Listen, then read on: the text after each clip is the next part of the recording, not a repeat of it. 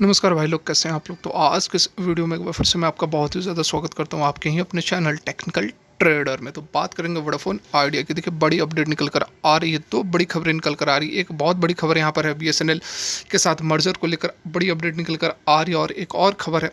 दोनों खबरों को इस वीडियो के माध्यम से हम समझने वाले हैं, जानने वाले हैं, और क्या इम्पैक्ट पड़ेगा यह भी समझेंगे। रिक्वेस्ट एक रहेगी कि यदि यह वीडियो आप लोग को अच्छी लगे तो लाइक ज़रूर करें। लेटेस्ट और जेन्युइन इन्फॉर्मेशन पाने के लिए चैनल को भी सब्सक्राइब करें, बेल आइकन को भी हिट करें, और कोई भी इन्वेस्टमेंट करने से पहले या फिर ट्रेड लेने से पहले अपने फाइनेंशियल एडवाइजर और खुद के एनालिसिस भी जरूर करें, क्योंकि ये वीडियो एजुकेशन पर्पज़ के लिए बनाई जा रही है। तो चलिए वीडियो को आगे बढ़ाते हैं।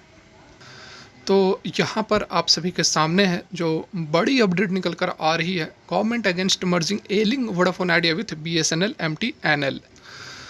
तो यहाँ पर आप देख सकते हैं, काफ़ी समय से ये चर्चाएं चल रही थी कि वोडाफोन आइडिया को बचाने के लिए एक बेटर ऑप्शन यह रहेगा कि उसको बीएसएनएल और एमटीएनएल के साथ मर्ज कर दिया जाए। ड्यूसेक बैंक ने भी ये सजेस्ट किया था, लेकिन यहाँ पर अब क्लियरिटी आते हुए नज़र आ रही है। टॉप गवर्नमेंट ऑफिसल्स जो हैं, उन्होंने ऐसा कहा है कि इस तरह की जो मर्जर है वह नहीं हो सकती है, यह नहीं होगी। क्यों नहीं होगी, इसको आगे हम वीडियो में समझेंगे। बीएसएनएल और एमटीएनएल के साथ मर्जर कितना फ़ायदेमंद रहेगा, इस पर भी बातें हुई हैं। देखिए, बीएसएनएल और एमटीएनएल की बात अलग है।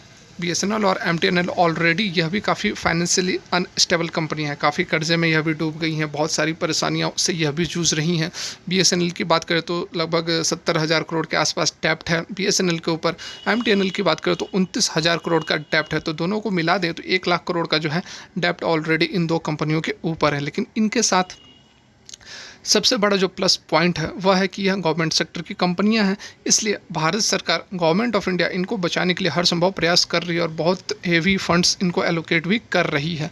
तो ये बात जो है वह वोडाफोन आइडिया के साथ एप्लीकेबल नहीं है, क्योंकि यह एक प्राइवेट सेक्टर की कंपनी है, प्राइवेट इंटिटी है, और ऑलरेडी गवर्नमेंट जो भी सरकारी कंपनियां हैं उसमें अपना स्टेक ऑलरेडी कम कर रही है। ठीक है, आप बात कर लो एयर इंडिया की, बात कर लो, आप बात कर लो बीपीसीएल की, बात कर लो, आप बात कर लो आईटीसी की, बात कर लो, और भी बहुत सारी कंपनियां हैं जिसमें अपने स्टेक को कम कर रहा है। प्राइवेटाइजेशन की ओर सरकार जाना चाह रही है, क्योंकि फंड की बहुत आवश्यकता है और सरकार को भी, भारत सरकार को भी काफ़ी पैसों की आवश्यकता है। तो इस कारण से अपने स्टेक को कम कर रही है। तो ऐसे सिचुएशन में एक ऐसी कंपनी जो कि काफ़ी कर्ज में डूबी हुई है, जिसका कि बिजनेस मॉडल ठीक ठाक नहीं दिख रहा है भारत सरकार को, 1.9 लाख करोड़ का जिस कंपनी के ऊपर कर्ज है, उसको यहाँ पर बचाना या फिर गवर्नमेंटाइजेशन कर देना, सेंट्रलाइजेशन कर देना, ये बहुत यहाँ पर लॉजिकल ऑलरेडी नहीं दिख रही थी। और जिस तरह से खबरें निकल कर आ रही हैं, जो टॉप ऑफिशियल गवर्नमेंट के हैं, उन्होंने जो बातें बताई हैं यहाँ पर कि इसका मर्जर नहीं हो सकता और क्यों नहीं होगा, उसके पीछे भी उन्होंने रीज़न बताई है कि ऑलरेडी यहाँ पर जो वोडाफोन आइडिया की जो स्ट्रेटजी है, जो बिजनेस ऑपरेंडिस है, वो बहुत ज़्यादा सक्सेसफुल नहीं है, बहुत सही नहीं है। वह अपनी नीतियों के कारण, अपने बिजनेस ऑपरेंडिस के कारण वो इस स्थिति में आज पहुँची है।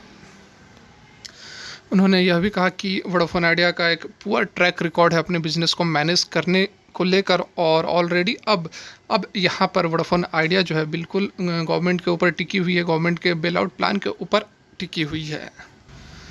टॉप ऑफिशियल्स ने यह भी बातें बताई हैं कि यदि इस तरह की जो एक लड़खड़ाती हुई जो कंपनियां हैं, उसको यदि एक साथ लाया जाता है, वोडाफोन आइडिया हो गई, बीएसएनएल हो गई, एमटीएनएल हो गई, तो इस तरह की कंपनियों को एक साथ यदि हम लाते हैं, एक साथ यदि हम मर्ज करने की प्रयास भी करते हैं, तो आने वाले समय में ये एक और बहुत बड़ा सरदर्द बन जाएगा। इसका सॉल्यूशन मर्जर नहीं है। ये बातें जो हैं ऑफिशियल्स ने कही है।